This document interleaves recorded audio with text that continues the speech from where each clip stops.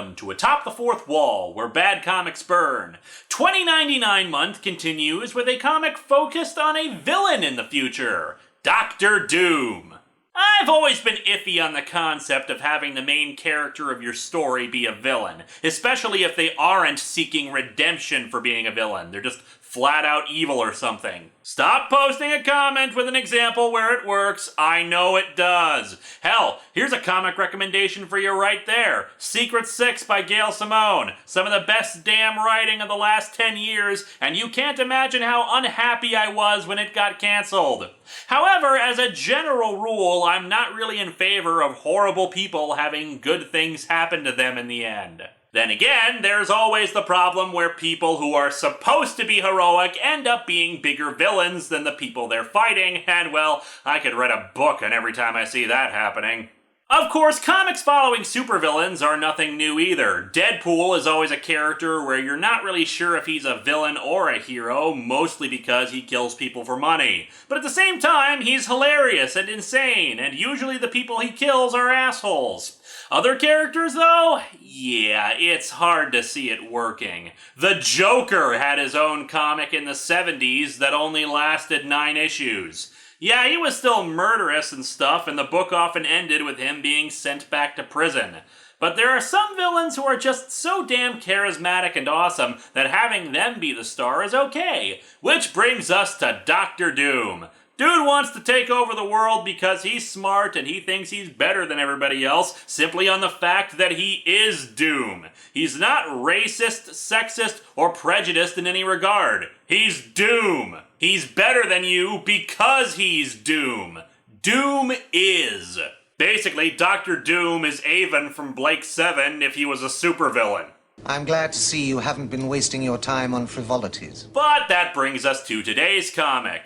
Dr. Doom is all about, well, himself, so how exactly do you handle the character in the future? Especially since the last 2 characters we saw were merely inspired by those past versions. Well, let's dig into Doom 2099 number 1 and find out.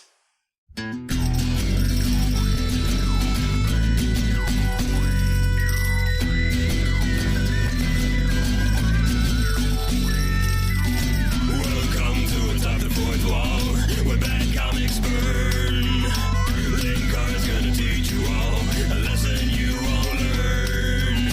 Brodsky, you're not the smartest. Life out, you're not an artist. Anyone who's had a bad comic published, it could be your turn. Linkara, he's a man punch, wears a pretty hat. Linkara, he has a magic gun. Where'd he purchase that? Linkara. Robots, Amazons, and trucks. Linkara. This comic sucks. Linkara.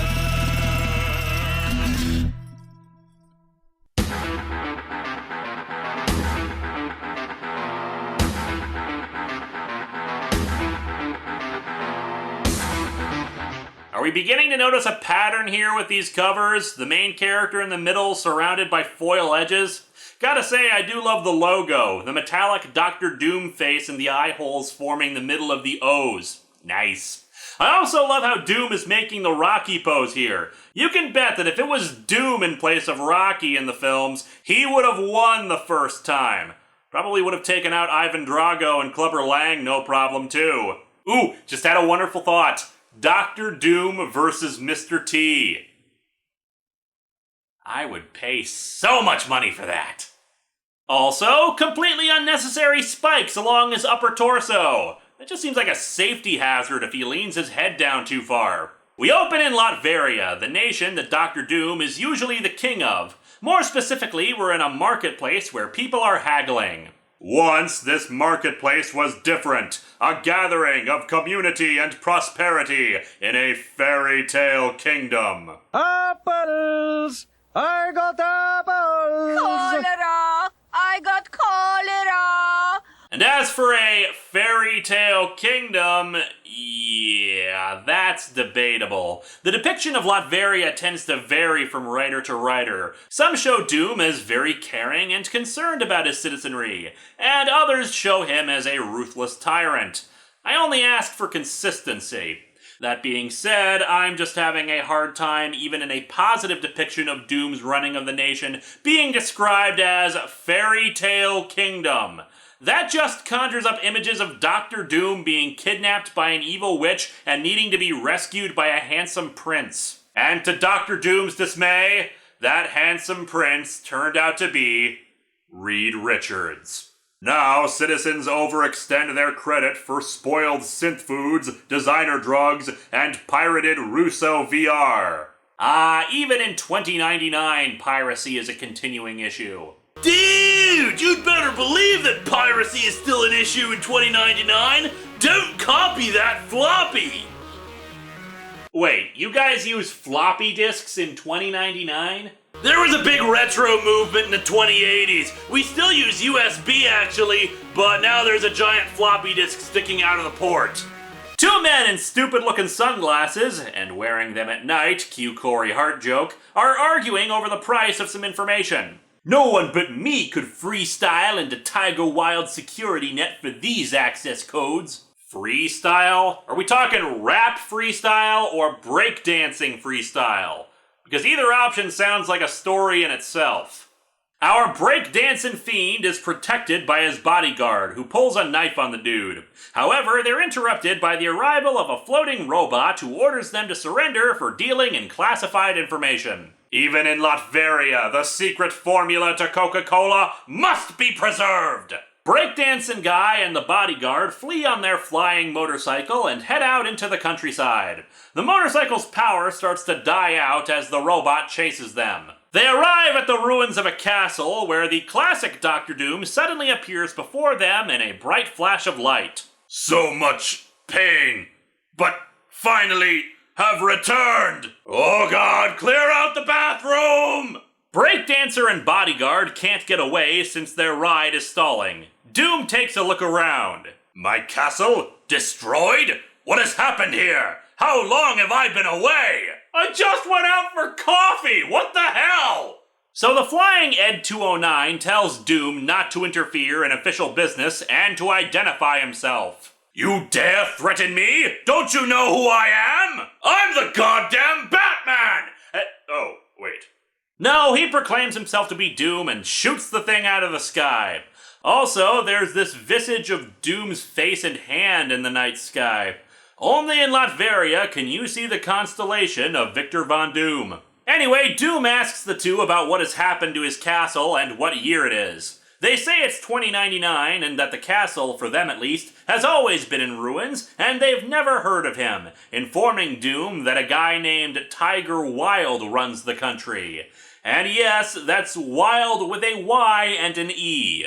Because poor literacy is cool. Dude, that's not poor literacy! In the future, the usage of language, particularly thanks to the internet, have made the letters I and Y completely interchangeable, while E is a marker of pronunciation at the end of a word. That was surprisingly well spoken. In 2099, spelling bees have become a national sport. Huh. Hey, wait. If Y and I are interchangeable now, does that mean that the 90s Kid logo in the upper left corner has been spelled wrong the last few weeks? What 90s Kid logo? Anyway, we cut to Gojradia. Gojradia? I don't know. The capital of Latveria. Once the promise of modernity to a backward nation, now the home to Starbucks and several Walmarts. The aforementioned Tiger Wylde is talking to our old pal Tyler Stone. Dude sure gets around in the 2099 universe, doesn't he? About how the assassin they paid for didn't succeed. Also, looking at the panel separation line, this is the worst 3D Tumblr GIF I've ever seen. Tiger Wylde reveals that he used to be on Alchemax's elite board of directors or something, and I guess the assassin was meant for him. We get our first look at Tiger Wylde, and he doesn't look too bad, but the problem is that with his name being Tiger, I can't be sure if those black lines on his face are supposed to be stripes, or if it's just unnecessary inking lines. It's not an unfair concern considering 90s comic trends. After warning Stone not to interfere anymore, Tiger Wylde consults with his top agents. One dumbass with a bad mohawk and huge shoulder pads, and a woman wearing a Michael Jackson Thriller jacket. Said woman is also apparently a gypsy fortune teller. Why do you place faith in her superstition, Wylde? Always the man of science, eh, Zone? Always the speaker of character exposition, eh, fortune teller lady? The judgment, a change in position, a shift in power. We're nearing a crisis point. And then Dr. Doom immediately storms in. Useless ass psychic powers! Do not make me waste any more energy on dog soldiers. Doom did not like that movie. Game on, get your game on. Oh, we'll be right back, people. Tough times, hard climbs. Oh, we're back. We'll take 'em on together. Stupid Mohawk guy says it's another Doom robot and offers to deal with it, but Tiger Wylde says he's bored and wants to deal with this himself. The tarot lady decides to keep on predicting. The Hanged Man. Danger. Lady, you want to start flipping those cards a little bit faster? You're like 3 minutes behind here. Doom's memory is fragmented and he can't quite recall how he got to 2099. Only a lot of pain. Not wanting to show weakness, he doesn't answer Tiger Wylde's questions about where he's been if he really is Doom, and instead offers him the chance to leave peacefully. Such bravado, but you don't understand, old man. Your Latveria no longer exists. The government you left behind collapsed and was on the verge of being annexed by corporate powers. Hershey's was about to rename Latveria Chocolate Land. But I fortified Latveria as an independent, as a base for my own enterprise. Only my chocolate bars will be sold now, Doom. Doom attacks him, but Tiger Wylde is stronger than he expected, easily knocking Doom aside. What's worse, Doom realizes that the suit didn't absorb the shock of the impact, meaning his armor's power reserves are down. In retrospect, I really should have checked that before storming in here. Tiger Wylde aims his Trinity Blaster, a gun that shoots out a Father, Son, and Holy Ghost in one convenient package. But Doom fires first, blowing up the dude's hand.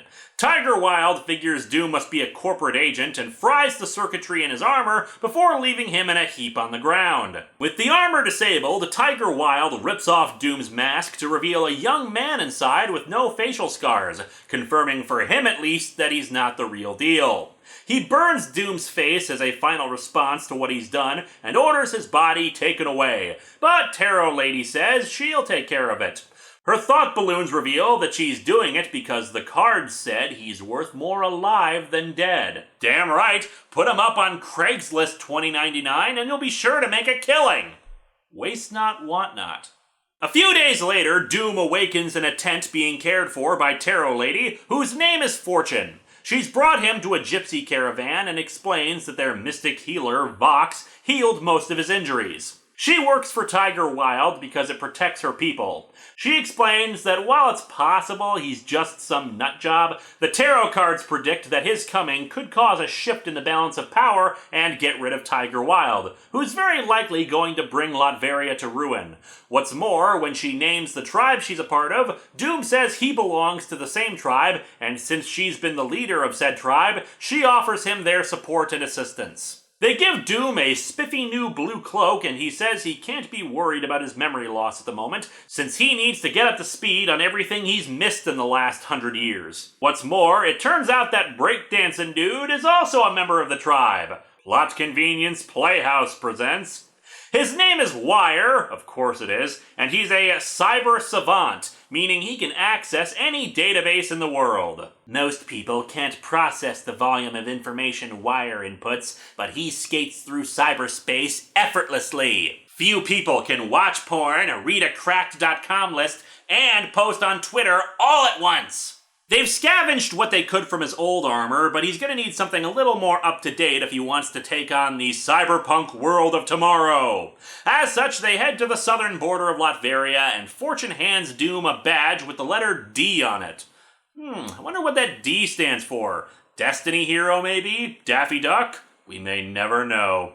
He aims the badge at a rock formation, and it shoots a beam out towards the rocks. When your great-great-grandfather was alive, Fortune, I gave him this as a means to leave the country should I fall from power. One must plan for every eventuality. Hey, maybe Dr. Doom is Batman after all. Inside the rocks is a small hangar with a jet which they take to South America, specifically an island off the coast of Peru. Owned by the multimedia conglomerate Pixel, the Paloma Information Exchange Limited. Going by the letters you capitalized, that's P-I-X-L, not really Pixel. And even then, it should be the first letter of each word, which would spell out peel, or at a stretch, P-Exel. You fail at acronyms! Doom orders Wire to open the gate for them, but his abruptness causes his girlfriend to get pissy at Doom. Chill, Xandra. Enjoy the glide. This ace is short-conning food packs in the Antiqua marketplace any day.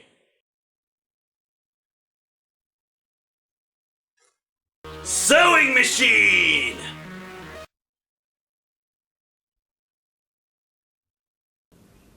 Thank you. That makes everything quite clear. So, anyway, Wire uses his joy buzzer to hack the door, and they make their way through, confused about how easy it is to get in even with Wire's super future hacking crap. A guy monitoring them on security cameras says that they have visitors and that their presence may prove valuable. Before we cut back to reveal a guy who may or may not look just like him lying dead on the ground. I can't be sure since this is the 90s and the mullet both guys are sporting might just be standard issue in 2099. Once fully inside the lab, they find two scientists with fishbowls on their heads. Doom says he's looking for a specific woman who steps forward and wonders which corporation is abducting her. This is no corporate abduction. This is your standard run-of-the-mill abduction. A brilliant neurosurgeon like yourself deserves more than the indentured servitude to the Pixel Corporation. I offer your freedom in exchange for your services. I'm holding a party later and I need a caterer. Doom undergoes a procedure to artificially enhance his body. Wire asks Fortune if she thinks he's the real Dr. Doom. If he isn't the real Doom now, if he survives this operation, he will be. All we need now is for him to appear in a bunch of really bad Fantastic Four movies and we're set! Doom also states that he doesn't want his scars taken away, that they're a reminder of his pain. The procedure uses cybernetic technology to enhance his neural and motor responses, restructuring his brain and making him generally faster. But it doesn't make him radioactive. That must be good. We get this brief little dream page where Doom questions his own identity, where he both remembers and doesn't remember the memories of Victor Von Doom, but ultimately comes to a very simple conclusion, which we'll get to in a moment. After the procedure is over, Doom puts on his new armor, which is lighter and stronger, along with more direct cybernetic connections to it and the nanites in his body. The scientist lady wants to run tests, but he says there's no time for them. I have been reborn, and every moment counts. Dr. Doom is dead. Long live Doom! And so our comic ends with a quote from Henry V. Oh, for a muse of fire that would ascend the brightest heaven of invention, a kingdom for a stage, princes to act, and monarchs to behold the swelling scene. This comic is actually really damn good.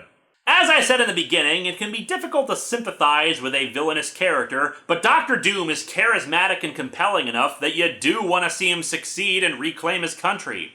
The opening narration helps set up that things are crappy for the country right now, and Doom obviously has an uphill battle. It sets up the new status quo for Doom, his supporting cast, and what will be the driving force of the series, his efforts to take back Latveria from Tiger Wylde. The memory loss helps set up the big question of the book too. Is this really Dr. Doom? I won't spoil the answer for you, but needless to say, Dr. Doom's ambitions in the 2099 universe extended far beyond just Latveria. The pacing is great. It does a lot of stuff while never feeling like it's moving too fast. If there's anything I have to critique, it's the art, mostly in the color choices being more dull and uninteresting, but it's otherwise pretty enjoyable. Next week, 2099 month concludes with a book that people have been requesting I review since the very start of Atop the Fourth Wall. And you can bet that it's gonna suck. Oh, yeah. I have shelves behind me now.